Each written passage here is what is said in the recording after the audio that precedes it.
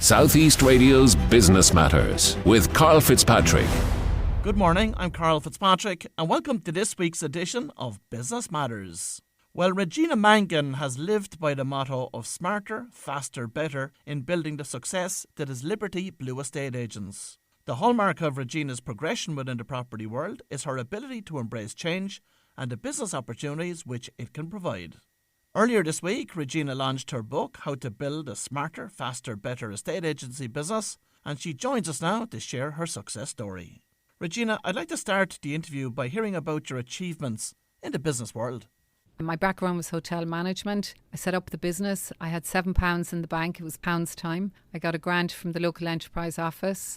It took a really long time to make a profit.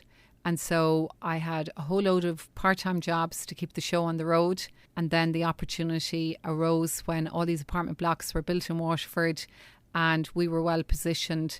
And that was really the start of what was then called Bookerum. And we rebranded in 2015 to Liberty Blue Estate Agents. So we rent property and we sell property. So if you had to go back and do it all over again, what would you do differently? I think continuous improvement and learning is probably the most important thing in business for me. And if I could go backwards, I would have done a Start Your Own Business course, which I didn't do.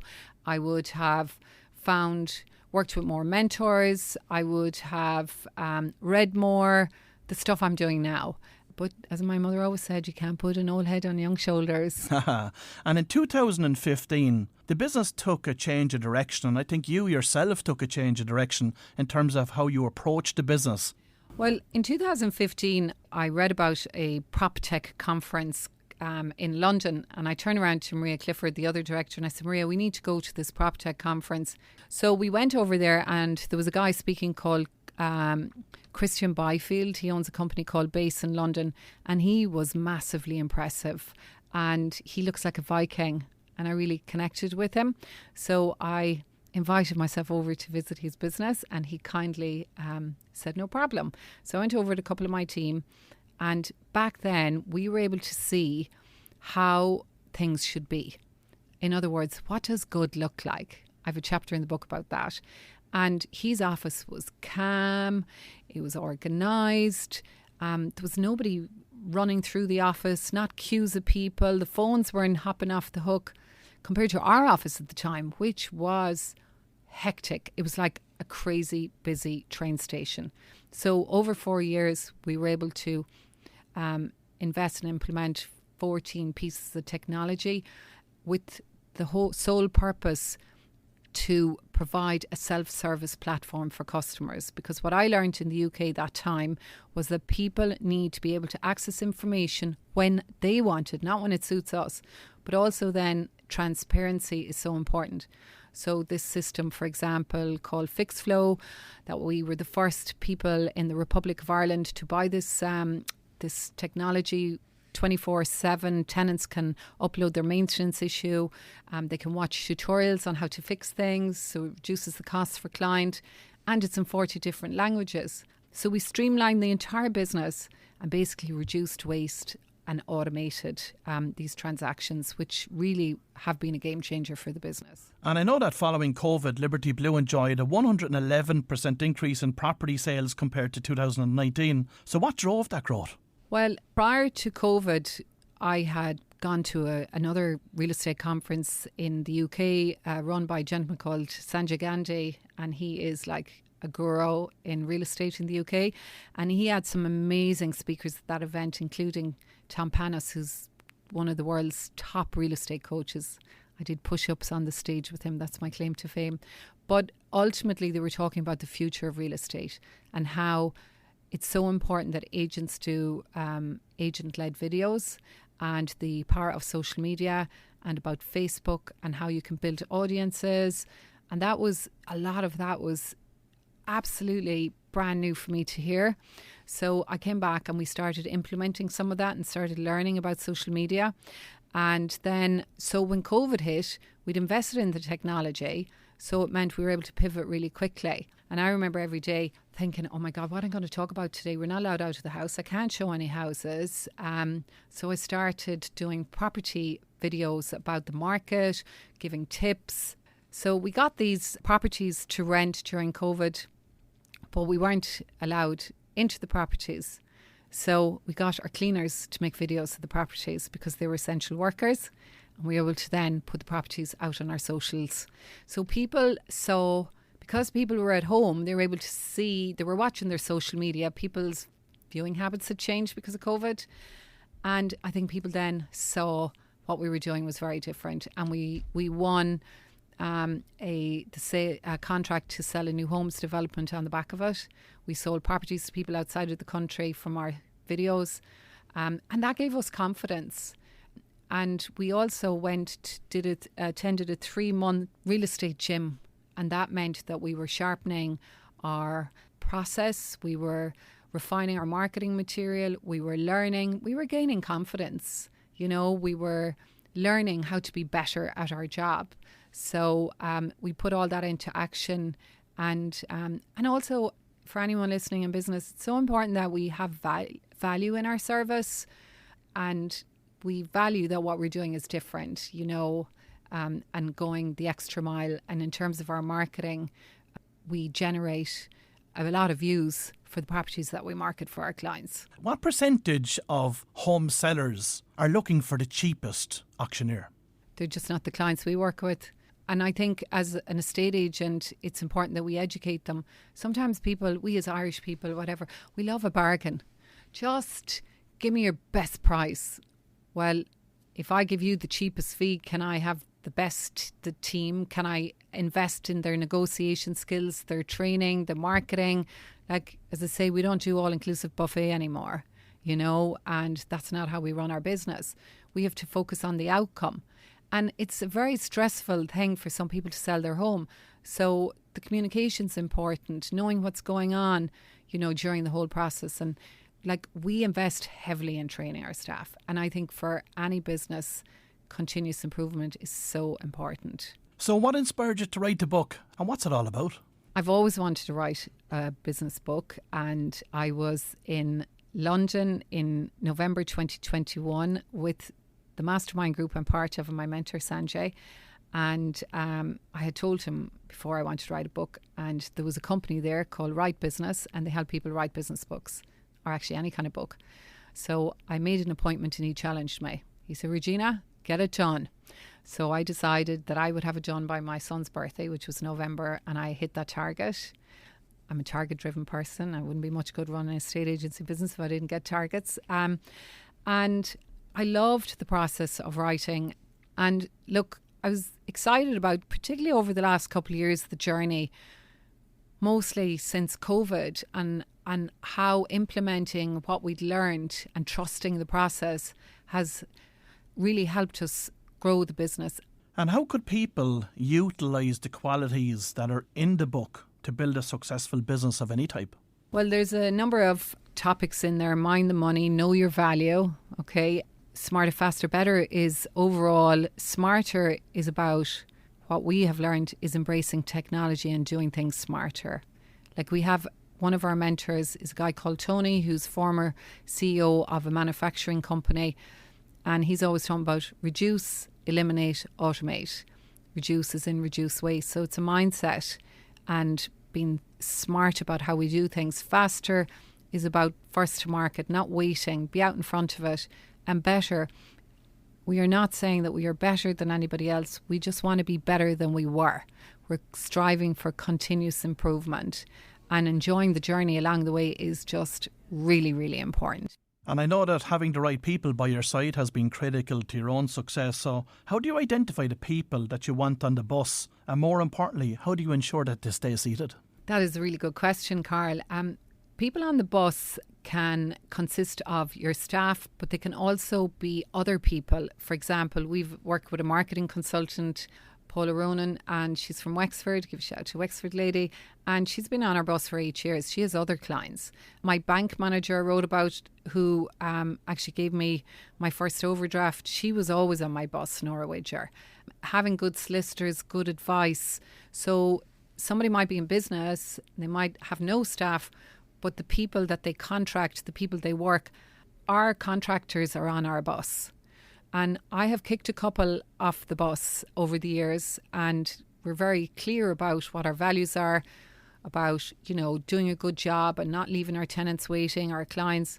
In terms of employees, it's to do our best to hire the right people. Interestingly enough, what I've learned from one of my mentors, Matt Kiggs in the UK, we should be looking out for great people everywhere we go, not when we're going to hire. So, for example, this guy hired me to sell his site in West Waterford, and we built up a good rapport, and I really liked the way he operated.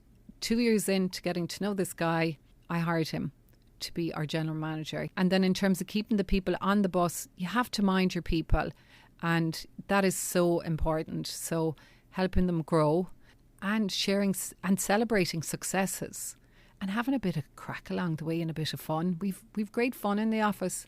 And if you were to ask me, one of my biggest regrets, it's not having enough diversity.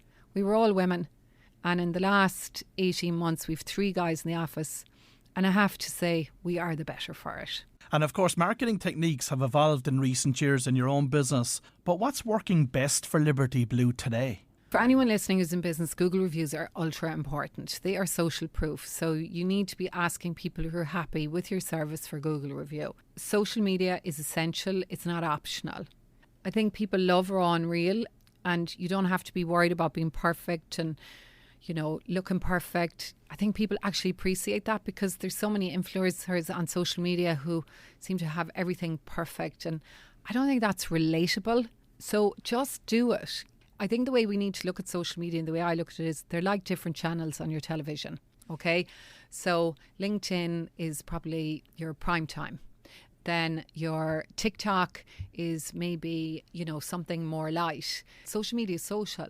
So we can't be posting, anyone who looks at our Liberty Blue social media channels, we don't just say, here's a house, here's a picture of a house. People love the behind the scenes. They want to know you. They want to know what you're about. And it's interesting that the largest part of your marketing spend is still on local radio.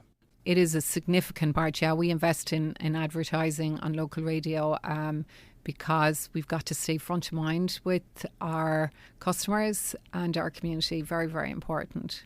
That's an interesting point you make in relation to that. There's also a section on the book about the haters. We all have haters. Yeah, we do. But what I'm learning as I get older, there's a sphere of people whose opinion matters, right? And then if you're doing the right thing, then if someone doesn't like you, so what? So one day this guy came to put up a sign or measure for a sign. And he said, Regina, I'm sick of looking at you on LinkedIn. You're everywhere. Like, why are you doing it? And I said, well, I like doing it because I'm giving information or tips and whatnot. I think it's important to keep our name out there and help people and give them advice on the market.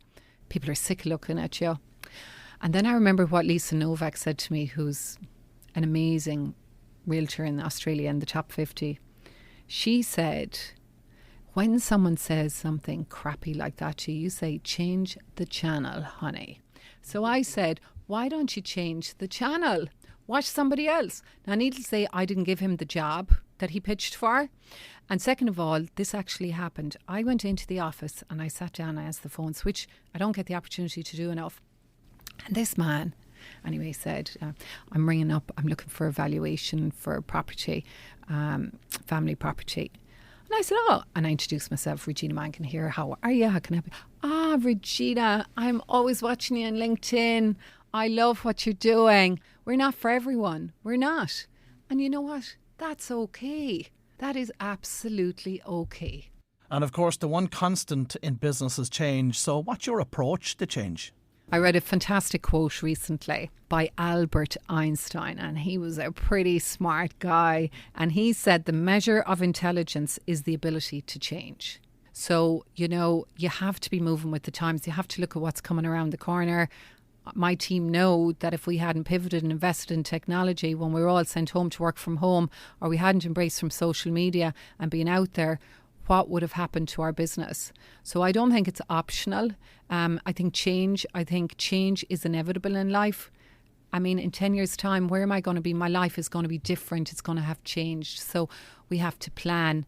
And of course, your book was launched on your birthday back on Thursday. And in the acknowledgements section of the book, I see you pay tribute to your husband and his brilliant business acumen. How important has he been to your success?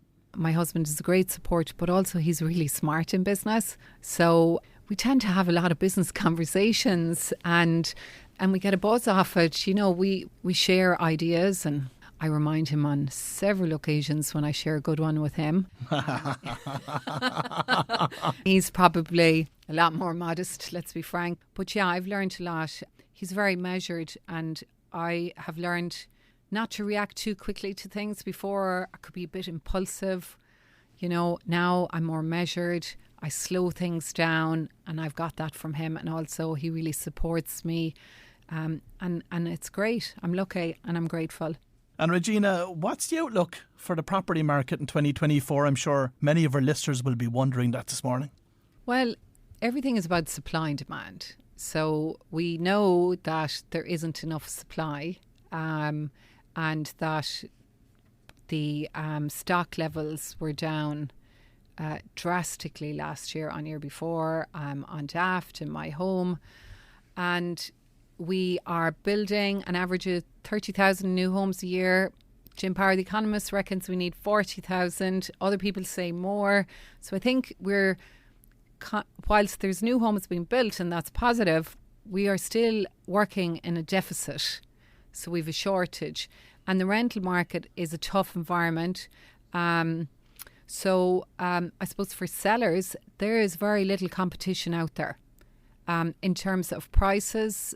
So what I mean by that is if you're putting your house up for sale, you don't have a huge amount of competition overall. I can't say that for every property. Properties that have a good BER energy rating are doing better, and properties that are presented well are doing very well. For anyone who's listening, no matter where your property is, and if you're thinking of selling, it is super important that you declutter, you have your house spotless, you paint it, you get it ready. And I would say a smart move would be, if you've low energy rating, to consider getting your BER done fast and look at ways of improving the energy rating, because the better the energy rating, the better your house will sell. Well, if you've just tuned in, that was Regina Mangan from Liberty Blue Estate Agents, and I wish Regina every success with her new book, How to Build a Smarter, Faster, Better Estate Agency Business. Southeast Radio's Business Matters with Carl Fitzpatrick.